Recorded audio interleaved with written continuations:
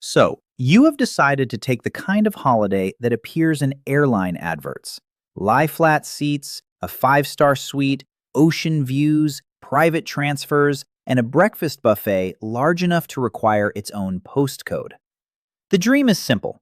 You spend more so that for one perfect week, you can stop thinking about money. But that is the contradiction. The holiday designed to make you feel rich can quietly reduce your financial freedom long after you return home. At one luxury travel industry summit in 2025, 44% of advisors said their typical clients spent between $25,000 and $50,000 per vacation. And even a far more reasonable luxury trip can become expensive before you order a single poolside drink. Business class flights, premium hotels, resort fees, transfers, tips, travel insurance, currency charges, and the mysteriously unavoidable airport meal can turn a $7,000 booking into a five-figure decision. Yet the biggest cost may not appear on any receipt. It may be the investment return you gave up, the debt interest that keeps growing, the annual leave you used, or the new standard of comfort that makes every future holiday feel disappointing unless it costs even more. So, when does a luxury holiday become a worthwhile purchase of time, memory, and comfort? And when does it become a week of pleasure financed by months or even years of financial pressure? By the end, you will see the visible bill, the hidden bill, and the number that decides whether luxury travel is genuinely affordable. Because the price shown at checkout is only where this holiday begins. The first thing luxury travel sells you is not a destination. It sells you a version of yourself. You are not merely flying to Italy, the Maldives, New York, or Bali. You are becoming the person who is met at arrivals, handed a cold towel, shown to a room with a view, and never has to ask whether breakfast is included. For a few days, ordinary friction disappears. Someone else carries the luggage. Someone else plans the transfer. Even the pillow has a menu. And that experience can be genuinely valuable. The problem is that luxury holiday is not a single product. It is a ladder, and every step changes the economics. Imagine a one-week international trip for two. At the lower end, you might spend around $4,000. Economy flights, a stylish four-star hotel, a few good dinners, and one premium experience. At roughly $8,000, the hotel improves, the flight times become less painful, private transfers appear, and you stop checking every menu price. Around $15,000, business class seats, a true five-star resort, spa treatments, and curated excursions enter the picture. Beyond $25,000, you are buying suites, premium cabins, private guides, and the remarkable ability to spend more while technically doing less. These are representative scenarios, not universal averages. Location and season can move the total dramatically. A five-star hotel in one city may cost less than a four-star room in another, and the label itself is inconsistent across countries. In Hotels.com's 2025 Canadian pricing analysis, moving from a four-star to a five-star domestic property cost 85% more on average. The fifth star is apparently made of expensive metal. Still, the visible price seems easy to understand. Add the flights, hotel, and activities. That is the holiday. Except it is not. The first hidden cost often arrives before departure. Airport transfers, seat selection, baggage, visas, resort charges, and prepaid excursions gather around the booking like small children asking for snacks. None appears large enough to cancel the trip. Together, they can add hundreds or thousands. Then comes insurance. On an expensive journey, skipping it can mean risking large, non-refundable payments. But buying it also expands the budget. The U.S. National Association of Insurance Commissioners says travel insurance generally costs about 5 to 10% of the trip price. On a $15,000 holiday, that could mean another $750 to $1,500 before anyone has left home. Once abroad, money begins leaking through smaller cracks. Tipping, customs differ. Hotel restaurants carry convenience premiums. A coastal resort may be miles from anything affordable. Currency conversion can increase purchases, while cards with foreign transaction fees commonly add another 1 to 3%. Spend $6,000 overseas on the wrong card, and as much as $180 disappears without buying one extra experience. But that is only the beginning, because the most important cost is not a fee. It is opportunity cost. What the same money could have done somewhere else. Imagine that your holiday requires $15,000. You can spend it now or leave it invested. If that money earned an average 6% annually for 20 years, it would grow to roughly $48,000. That does not mean the holiday really costs $48,000. Investments are uncertain, inflation matters, and life cannot be postponed forever. It means the decision is larger than the number leaving your account today. You are exchanging one possible future for one certain experience now. Think of money as a team of employees. Every dollar can be assigned a job: paying debt, building emergency savings, earning investment returns, or buying 7 mornings beside an infinity pool. Luxury travel hires many of those employees for a short-term project. They may produce wonderful memories. They simply cannot work elsewhere at the same time. This is where people compare the wrong numbers. They ask, "Can I make the monthly card payment?" rather than, "Can I absorb the total cost without weakening everything else?" A $12,000 trip divided into 12 payments feels like $1,000 a month. Psychologically, that is smaller. Economically, it is still $12,000, possibly plus interest. Travel companies understand this. Deposits, installment plans, reward points, upgrades, and limited-time offers separate the pleasure of saying yes from the discomfort of paying the full amount. The first payment feels manageable, and once the trip exists in your imagination, canceling feels like losing something you own. Then status enters. You see a friend's overwater villa, a colleague's business class seat, or an influencer eating breakfast on a floating tray. What you do not see is their bank balance, debt, sponsorship arrangement, inherited wealth, or the 47 attempts required to photograph a croissant correctly. Luxury is also vulnerable to adaptation. The extraordinary becomes normal quickly.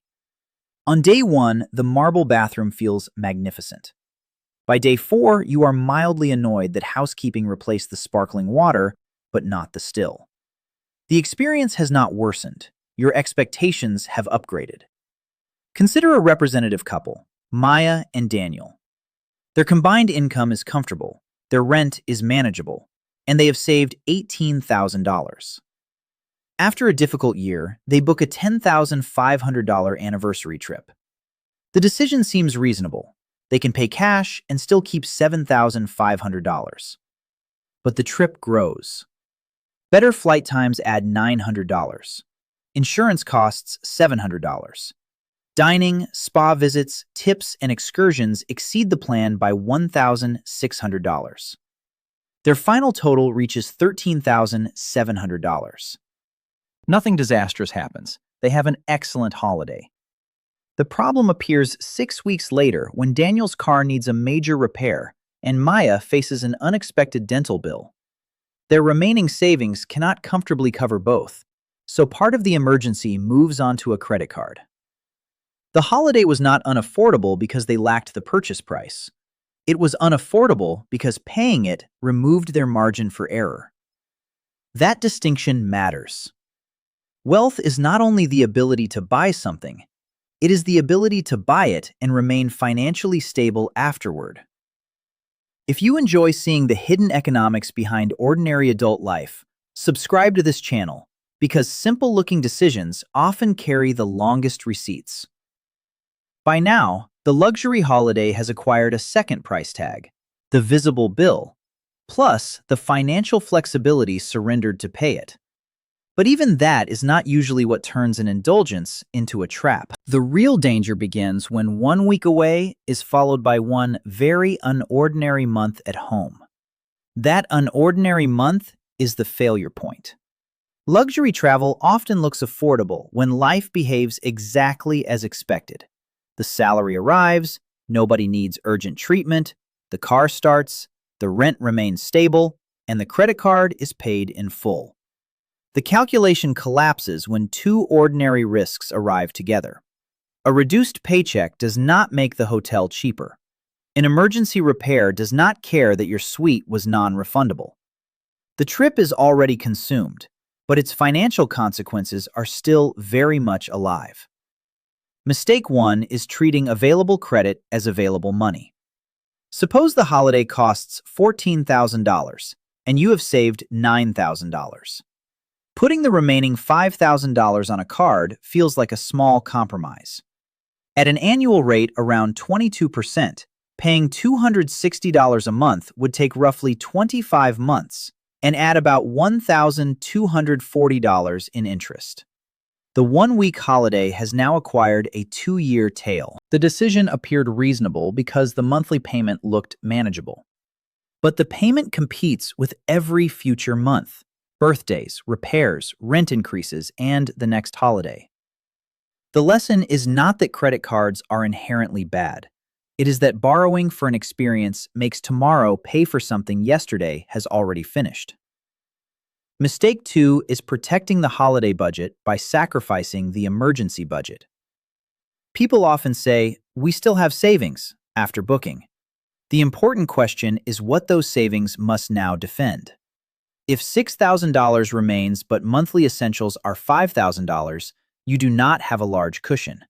You have approximately 5 weeks wearing a very confident expression. This is where the cheaper option can become more expensive.